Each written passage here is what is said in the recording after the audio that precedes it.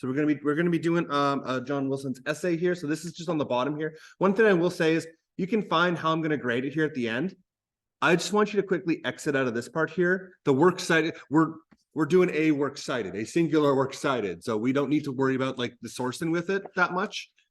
You will have like a works cited page, but it's literally just going to be the novel. We'll just do that together. That's okay.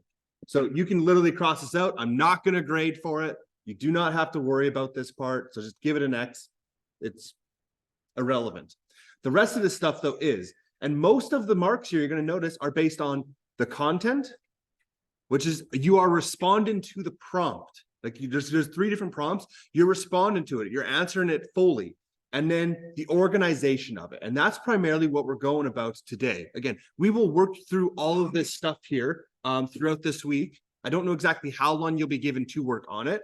It is not due until the 15th, which is next Friday. So you have some time for that. You will not get up until then to work on it, but you will get a good chunk of this week for it. So the essay itself.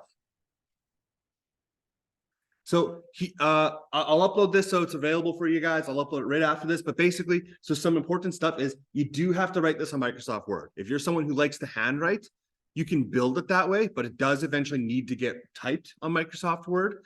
It needs to be in your own words as well. I do check for that. If I see it's like, yeah, I just copied and pasted this off the internet, that will not end well for you.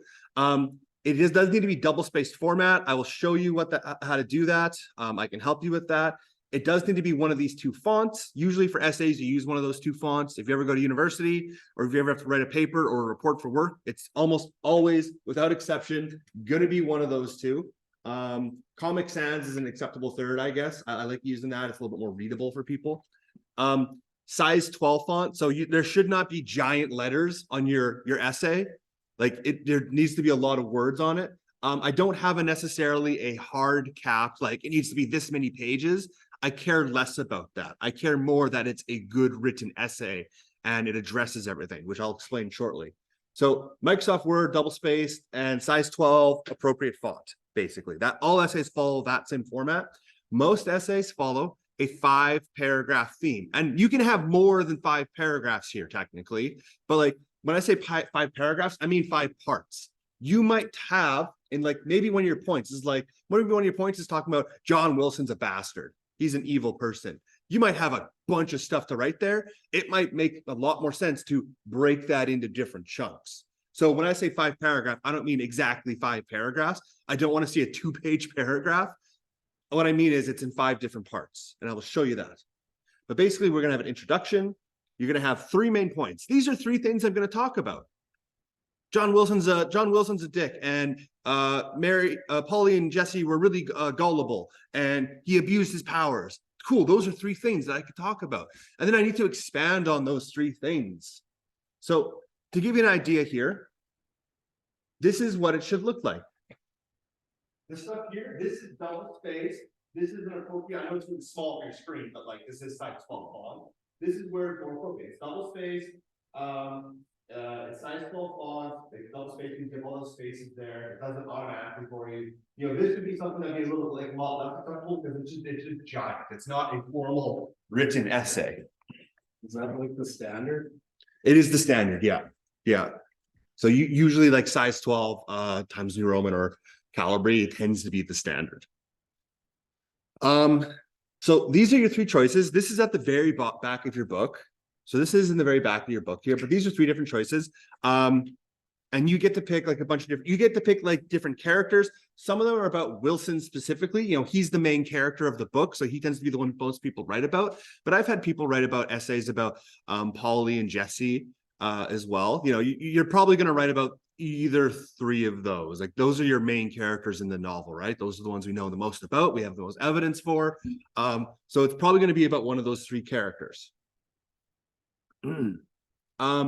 So just to give you an example here, okay, how does this work? How, like, okay, cool. I'm interested in maybe like number 2. It's like how someone like kind of, it's like has this, like their dreams and the reality of the world. John Wilson's a really prime candidate there, right? He likes to be viewed as an honorable guy, but in reality, he's kind of a scumbag. So for example, here, maybe I read this, I'm like, huh, I think I could talk about John Wilson with that. I could talk about him.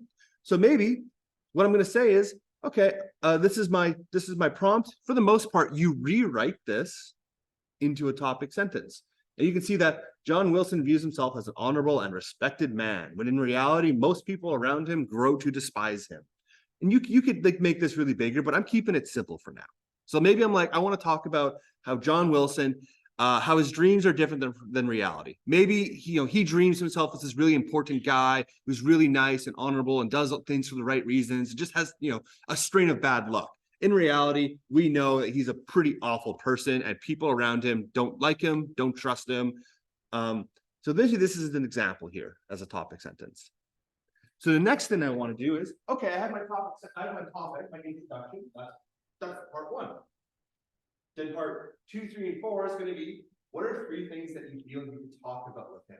Maybe I'm like, I think John Wilson really feels the need that he has to be respected. He wants people to respect him. I know that, whenever he writes these letters, and not only just letters, but just in person as well, he likes to warp reality. He lies. Maybe my entire second point is John Wilson loves to lie. And also, when he finally, when the jig's up, when he gets called out on it, when he gets caught, he has to face consequences. What does he like to do? He likes to escape. He likes to run away from his problems. So I feel like I can talk about these 2 things. Again, you don't have to. This is just an example here. So now I have my topic, my introduction. This is what I'm going to talk about, and these are the things I'm going to talk about that prove that topic sentence. These need to be related. I'm talking about how I think how does he view himself as honorable and respected? How do we know that people despise him? It needs to be connected. And then what you do is you expand on those points. Well, how do we know he needs to be respected? He always tries to listen before. Even though that he knows he's not going to get let in, right? He always tries to listen to the war. He tries to sign up to be an RCMP officer, right? It's your boy Jackie, a nice Mountie. He always tries to justify his remarriage because he has an evil life, right? Like that's what he made those fake letters saying. That his old life is so evil, the old country. But how do we know that he's actually should be respected? Well, he abandoned his wife and kids. He courted a really gullible teenager. She was 16. He murdered his first wife. And he was an awful police officer, right? So it's connected. He needs to be respected. Well, this is how he tries to be respected. This is how we know he isn't. Remember, we always have to link it back to what we're talking about.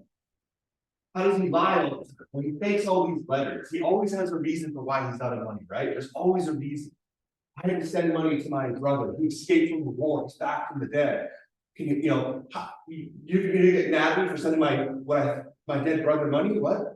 I spared no expense with making sure that Polly was taken care of with all these nurses. Whenever he signs off all his letters, you're honest and true Jackie boy. Remember when all the cops, they open up the trunks, they see all these letters and they're laughing so hard because all of them sign up stuff like that. But these are all the delusions. This is how he's trying to present himself to the world. We know he's not. Escaped university, he escaped in Canada, lived 2 lives, when Polly came, he murdered Polly, he tried to lie about it the whole time to both families. He escaped to Vancouver once he thought everything was good, he got married, killed Polly. I can escape to Vancouver now. All my problems with time. Finally, he gets caught, he still tries to escape one more time, he tries to kill himself. So again, it's coming up with evidence for these 3 points. It's still those 3 points. I'm still talking about these. I just whipped this up really quick. And then you probably want to find quotes and evidence of this. Every time you make a claim, how are you proving that claim? And then finally, what you do is you just have a conclusion. Your conclusion is just restating your topic. This is what I wrote about, this whole essay. These are 3 things that I wrote about that prove how the character is actually an unrespectable person. He has different dreams. He views himself as this really good person, but in reality, he's this awful person. I'm restating everything here in a really nice short format. If I gave you 30 seconds, talk to me about what you wrote. That's what you put. If I asked you, what are you writing about? That's what should be down here at the very, very end. And you can worry about the conclusion as the very last thing. And maybe you're like, oh, I don't really like that one. Like, I'm really like, I don't want to talk about like Jack, or maybe I don't want to talk about like this dreams and reality. Like, what does that mean? Maybe we want to talk about, we talked about this before. Is Wilson like this really smart guy? Or is he actually like insane? Or is he both? Maybe you want to talk about that. And again, just an example here. Personally, I think that John Wilson, he was really smart. He was really brilliant. He did have these really good plans at first, specifically in the first book. But once we get to the second book, that's when I feel like things kind of took a downturn for the worse. His plans weren't as good anymore. He kept evidence around. He did things sloppily. I think that a lot of that had to do with it. He kept drinking a whole lot once Polly had come by. So I think a lot of it had to do with that. So again, that's just what I think. You might think different. That's okay. This is about what you want to write about. So I made a topic sentence. This is what I think I'm going to write about. It meets these things. Is he insane? Is he brilliant? Does he take advantage of people? So maybe I'm just gonna be like, well, this is why I think he's brilliant. This is why I think he's insane. This is how I know he takes advantage of people. He likes doing that. And then I just expand on all those points. Like brilliant. He kept his charade, he kept us going on for so long, 10 years. He was always trying to fund his double life. He was always able to do it. He was an expert at getting people to feel sorry for him. He always had these fake addresses for letters, right? Like he had that. Remember, he slept in that tent. He said he slept in a tent. He wasn't, but he lied so that letters wouldn't get to where him and Polly were. Remember that culvert? Like that's where the car crashed. Like how many times did people visit there? They never found it until he said it was there. Like that. No, those are really good things. Those are not good things. Those are smart things. Like he got away with that stuff. They would not have found the body if he had not told them where the body was. But we also see a whole bunch of reasons why he's insane, right? He always tries to justify his bad decisions. He always tries to find a reason that, I'm the good guy in the end. He's really erratic. He drinks a lot. He has this need, like, I need to be respected. Even at the end, he always tries to run away as well. Like you can talk about running away, suicide, taking advantage of other. Well, we've seen that he steals these fines. He uses authority to get away with stuff. He always is like, oh, I'm so busy. When out in reality, he's just doing that as a way to spend time with Jesse and Polly, right? And make himself out to be this really important guy.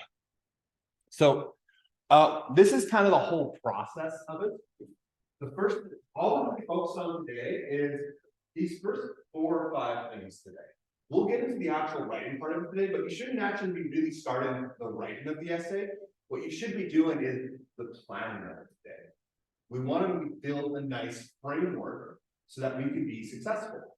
So you want to select one of those 3 topics, whichever one you want to write. You want to figure out who you're going to be talking about. So is it going to be Jack? Is it going to be Polly? Is it going to be Jesse?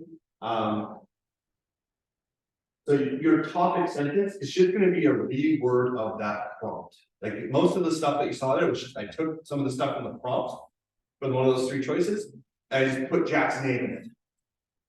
That's it. Just a general overview. Yeah, my essay is going to be talking about how Jack Wilson is just a. That's it. You don't need to go into deeper detail right now. We'll get to that. Then you're going to think, like, what are 3 things I could talk about? Just 3 general, broad things. And then you're going to expand on those 3 things with what I would talk about to build towards that. What's evidence I have to prove that? Okay, yeah, Jack's a bastard. He's a bastard because he cheated on his wife. Well, how come he cheated on his wife? Why did he want to do that? How come he fell in love with Jesse, for example? Well, that would be evidence. You're reciting story development, plots, quotes, motivations, all that stuff is perfect. That's evidence. You make a claim, you justify it. To justify it, I need proof. Hey guys, global warming exists. Here's my proof, all these scientific articles and stuff, right? Claim proof, claim proof. So I recommend you guys just focus on that part today. Now, you do not have to use this if you don't want. It is just an organizer for it. Some people really like it. I like it personally. You don't have to.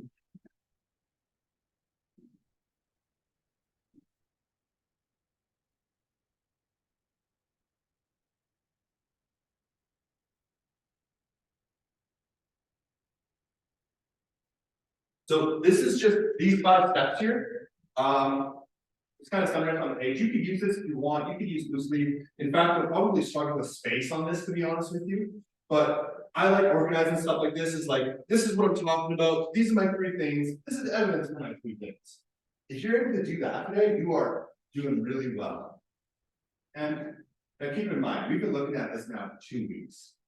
Our memories are probably going to be a little bit fuzzy with details. He has told so many lies, it's hard to keep track of. So what I recommend you do is look at your plot summaries, look at some of the stuff you're answering your questions for, but also a really big thing is that whole trial. That whole trial is them calling him out on his lies. This is what you said. This is how I know you're lying. That whole there's 2 or 3 chapters in there where that's all they do is just break down his entire character, his entire motivations, all of his lies, and how we know they were lies. So if you really want, if your memory's a little bit fuzzy, going back to this, I think it was like 41 and 42, something like that. Going back to those chapters would be huge.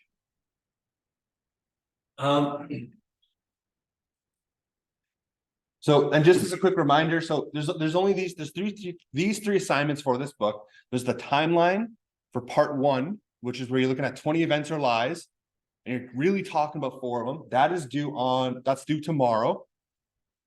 There's those 3 truths and a lie. That's due Thursday. That one won't be that much. That was a very short one. And then this essay is due next Friday. That's the 15th. You will get a good chunk of this week to work on it. I do not think you'll get any time next week. The reason I'm putting it for the 15th is just in case you need that time, there'll be natural breaks to do that. But I would recommend is your goal would probably be to at least finish up your first draft here, probably ideally by the end of this week or Monday or something, because what I want to do is my goal is I want you to write something, get as far in as you can. I'm going to take it in. I'm going to look over it. I'm going to give you some suggestions like, hey, these are some ways that we can improve this. I'll give it back to you. And then you're going to be able to apply that feedback. And then wait a day. Just wait a whole day. Don't read your stuff, nothing. Come back to it the next day, read it. You're going to find all these things like, oh, I guess that doesn't really make sense. When you come in with a blank slate, you're a lot more likely to kind of catch that stuff. So we'll just go straight into it. So I'll give you guys some time there. So those 3 prompts are at the bottom of it.